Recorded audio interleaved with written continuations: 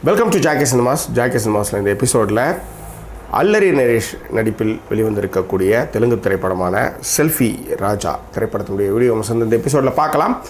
அல்லரி நரேஷ் பொதுவாக அவர் ஒரு விடலைத்தனமான ஒரு கதாபாத்திரங்கள் தான் பண்ணுவார். கொஞ்சம் வெகுளியாக இருக்கும், ஆனால் அது நிறைய டபுள் மீனிங்கான ஒரு விஷயங்கள் ஓடிக்கிட்டே இருக்கும். ஸோ இதுதான் அவருடைய கிராஃப்ட்டு.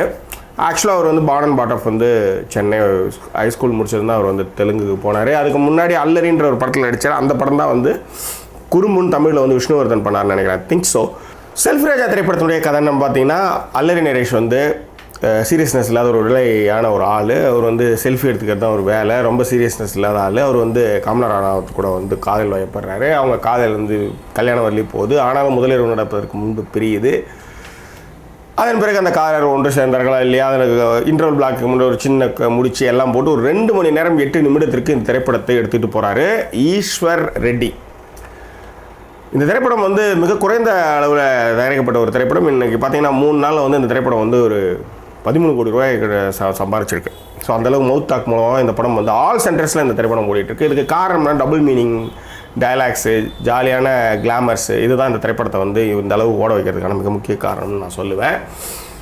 மிக முக்கியமாக இந்த பாம்பு ஒரு அல்லரி நரேஷ் பாத்ரூமில் ஒன்றுக்கு போயிட்டுருப்பார்.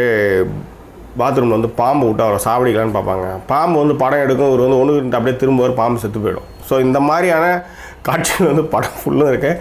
இது சீரியஸாக எடுத்துக்கிறவங்க இந்த தயவுசெய்து இந்த படத்துக்கு போகாதீங்க. இந்த full and full glamour and double meaning டயலாக்ஸை ரசிக்கிறவங்க இந்த திரைப்படத்துக்கு கண்டிப்பாக போய் என்ஜாய் பண்ணிட்டு வரலாம்.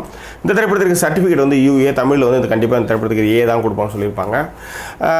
காமனா ராணாவத் அவங்க சீரியல் ஆர்டிஸ்ட்டாக ஹிந்தியில் பண்ணியிருக்காங்க. அவங்கள கூப்பிட்டு இங்கே குத்து டான்ஸ்லாம் ஆட விட்டு செம கிளாமராக இருக்கிறாங்க.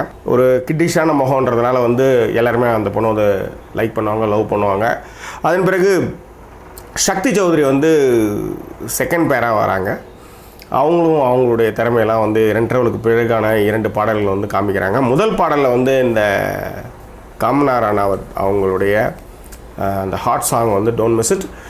சினிமோட்டோகிராஃபி ஆஸ் யூஷுவல் அவங்க எப்படியா இருந்தாலும் ஒரு 3 செட்டு சாங் எப்படியா இருந்தாலும் எடுத்துருவாங்க. படம் பார்க்க வர்ற அனைத்து தரப்பு ஆடியன்ஸையும் அதாவது திருப்திப்படுத்தணுன்றது தான் அவங்களுடைய வேலை. ஸோ இந்த திரைப்படத்தில் ரொம்ப நிறைவாகவே பண்ணியிருக்காங்கன்னு நான் சொல்ல முடியும். அதை விட இந்த திரைப்படத்தில் எல்லா படத்தையும் ஸ்பூஃப் பண்ணுறாங்க. அதுதான் இந்த திரைப்படத்தில் மிகப்பெரிய ஒரு இது. அதாவது இந்த டயலாக் பேசிட்டு காரை விட்டு இறங்குறப்பே அதை சுற்றிக்கிட்டே இடிச்சு பாயிறது, இந்த மாதிரி நிறைய சிரிப்பு திரைப்படம் எங்கிலும் வியாபித்திருக்கின்றது.